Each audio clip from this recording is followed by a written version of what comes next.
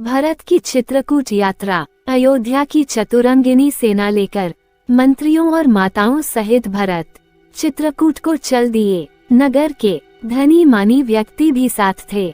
सेना के चलने से सूने मार्ग कोलाहल से भर गए और आकाश में इतनी धूल छा गई कि सूरज तारे की भांति टिमटिमाने लगा। शाम तक वे श्रृंगारपुर जा पहुँचे। वहीं गंगा तट पर सेना ने पड़ाव डाल दिया। निषादराज गुल ने सेना की पताकाओं से जान लिया कि यह अयोध्या की चतुरंगिनी सेना है। उसने अपने साथियों से कहा कि मालूम होता है कि भरत के ऊपर अब राजमद सवार हो गया है। राम को वन में मारकर वे अकंटक राज करना चाहते हैं। ये तो मैं जीते जी नहीं होने दूंगा। वह बोला, भाइयों, मरने मारने के लिए तैयार हो जाओ। आज भरत की सेना से लोहा लेना है। मैं जानता हूँ कि हम लोग उसका मुकाबला किसी भी प्रकार नहीं कर सकते, परंतु हमारा धर्म है कि प्राण रहते उसको गंगा पार न होने दें। एक दिन मरना तो सबको है ही। फिर राम का काम रणभूमि में वीरगति और गंगा का किनारा, इससे बढ़कर और क्या हो सकता है। हमारे पास 500 नावें हैं।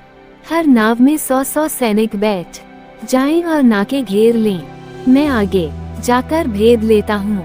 अगर भरत भाई से मिलने जा रहे होंगे तो हम उनकी सहायता करेंगे, और अगर उनके मन में कोई पाप है तो आज गंगा में रक्त की धार बहेगी। मेरे संकेत की प्रतीक्षा करना। इतना कहकर निषादराज ने बहुत सा भेंट का सामान लिया और वह आगे बढ़ा। भरत निषादराज के प्रेम को जानते थे। वे ललक कर उससे गले मिले। भरत के मन की बात गुल ने जान ली। राम लक्ष्मण के विषय में दोनों में बहुत देर तक बातें होती रहीं। राजा दशरथ की मृत्यु के समाचार से निषादराज दुखी हुए। निषाद के साथ भरत उस इडुनगुदी वृक्ष के नीचे गए जहां राम ने रात बिताई थी। भरत ने उस स्थान को प्रणाम किया और वहां की धूल अपने माथे से लगाई। गुल ने लौटकर साथियों को सब समाचार सुनाए। अगले दिन प्रातःकाल 500 नावें सेना को पार उतारने के लिए घाट पर लग गईं। सेना सहित भरत ने गंगा पार की।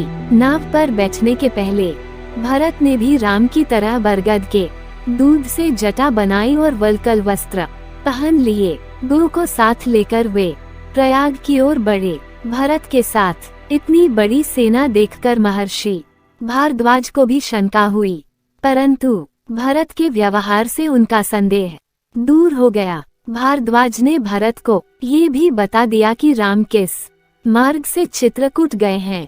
वह रात भरत ने भारद्वाज आश्रम में ही बिताए। प्रातः काल होते ही भरत का दल चित्रकूट के लिए चल पड़ा। चलते चलते चित्रकूट पर्वत उन्हें दिखाई दिया। सारा वन प्रदेश कोलाहल से भर गया। वन के जीव जंतु पशु पक्षी इधर उधर भागने लगे। कुछ दूरी पर धुआं उठते देख गुल ने अनुमान लगाया कि वहीं कहीं राम की कुटी होगी। इधर राम को भी आकाश में धूल उड़ती दिखाई दी।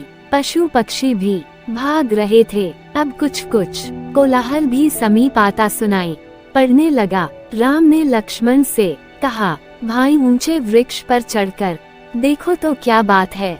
लक्ष्मण ने चढ़कर देखा। दूर पर चतुरंगिनी सेना आ रही है। उन्होंने पताकाएं देखकर जान लिया कि अयोध्या की सेना है। वे बोले, आर्य, जानकी माता को सुरक्षित स्थान में पहुंचाकर धनुष बाण उठाए। मालूम पड़ता है भरत हमको वन में भी नहीं रहने देगा। आज मैं सबका बदला लूंगा। भरत को भाई समेत समर भूमि में सुलाकर कैकेयी और मंथरा को भी जिंदा नहीं छोड़ूंगा। पेड़ से उतरकर लक्ष्मण धनुष बाण लेकर तैयार हो गए। उन्हें उत्तेजित देखकर राम बोले, लक्ष्मण, वीर पुरुष धैर्य और समझदारी से काम लेते हैं। उतावलापन न करो।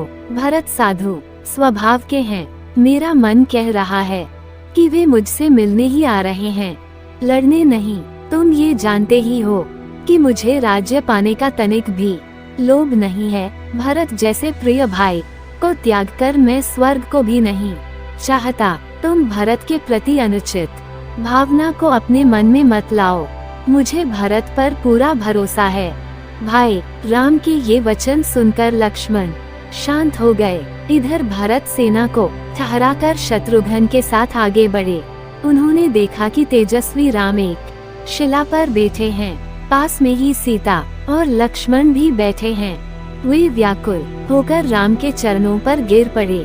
भरत को देखकर राम भी हड़बड़ा कर उठे। कहीं धनुष गिरा, कहीं बाण और कहीं उत्तरिया। उन्होंने भरत को उठाकर छाती से लगा लिया। दोनों की आंखों में प्रेम की धाराएं बहने लगी। भाई से मिलकर भरत ने सीता जी के चरणों में प्रणाम किया। सीता जी का आशीर्वाद पाकर भरत को बड़ा संतोष हुआ। फिर वे लक्ष्मण से गले मिले।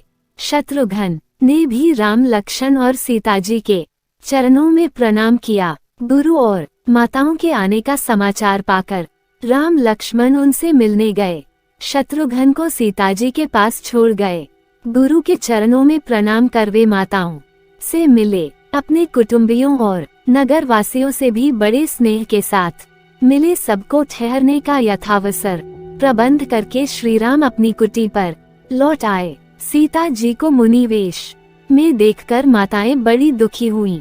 अब कैकेयी भी मन ही मन पछता रही थी। जब पिता की मृत्यु का समाचार राम को मिला तो वे सन्न रह गए और अपने ही को उनकी मृत्यु का कारण जानकर बड़ी देर तक रोते रहे। फिर वे मंदाकिनी पर गए। वहां उन्होंने पितृ तर्पण किया और इंगुदी के फूलों से पिंड देते हुए वे बोले, पिताजी, आपके वनवासी पुत्र के पास पिंड देने के लिए केवल यही है। इसे ग्रहण कर संतुष्ट हों और आशीर्वाद दें।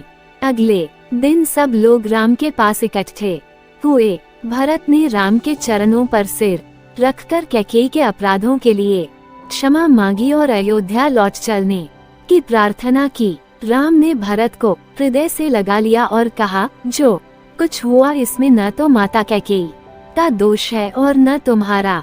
जो कुछ होता है वह भगवान की इच्छा से होता है। सब अपने कर्मों का फल भोगते हैं। जहाँ तक मेरे लौटने की बात है, मैं 14 वर्ष तक वन में ही रहकर पिता के वचन का पालन करूँगा। जिन पिता ने अपने वचन के लिए प्यारे पुत्र को वन भेज दिया और अपने प्राण भी दे दिए, उनके मरने के बाद मेरे लिए और तुम्हारे लिए भी यही उचित है कि उनके वचन का पालन करें। तुम अयोध्या में रहकर प्रजा पालन करो और मैं 14 वर्ष तक वन में वास करूं। चारों भाई अपना अपना कर्तव्य करें और पिता के सत्य धर्म की रक्षा करें। इस पर भरत ने कहा, आपके स्थान 14 वर्ष तक मैं वन में रहूंगा। मैंने भी मुनि वेश बना लिया है।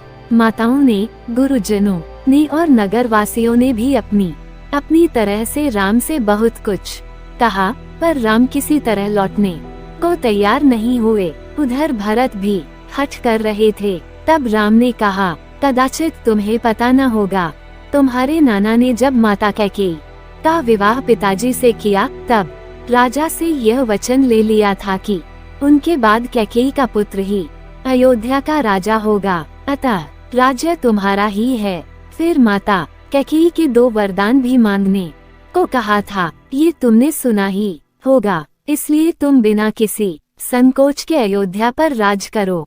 जब राम किसी तरह लौटने को तैयार नहीं हुए, तब भरत ने स्वर्ण जड़ित खड़ाऊं राम को पहनाकर कहा, अब इन्हें मुझे दे दीजिए। 14 वर्ष तक इनका ही राज रहेगा। इनकी आज्ञा से ही मैं राजकाज चलाऊंगा। अगर 14 वर्ष बीतने पर आप न आएंगे तो अगले दिन ही मैं आग में जलकर प्राण दे दूंगा। राम की खड़ाऊं लेकर भरत ने सिर से लगा ली। राम ने भरत से कहा, नीतिपूर्वक प्रजा का पालन करना, प्रजा को सुखी रखना राजा का सबसे पहला कर्तव्य है। सब माताओं से समान व्यवहार करना। माँ कैकेयी को भी किसी तरह दैख न देना। तुमको मेरी और सीता की सौगंध है। गुरुजनों और माताओं को प्रणाम कर उन्होंने सबकी ओर आंखों में आंसू भरकर देखा। इस तरह भरत को विदा करके राम कुटी में लौट आए। समाज सहित भरत अयोध्या को लौट चले।